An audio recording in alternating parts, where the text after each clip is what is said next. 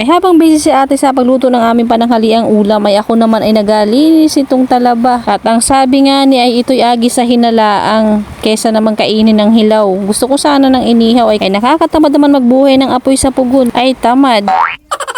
Kaya naman pinakalinis-linisan ko yan para paggisa hindi mangitim ang sabaw. Tapos ito na yung nalinisan ko. Marami-rami din ito. Masakit ito sa batok mga idol pag nasobrahan ka. At yan, naglagay na ng gamit na mantika at tulog pangani.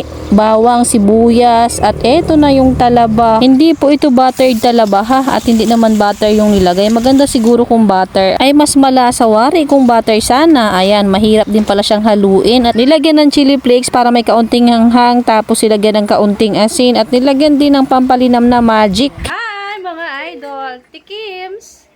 Ay, kaya pala tikims, maraming akuhain.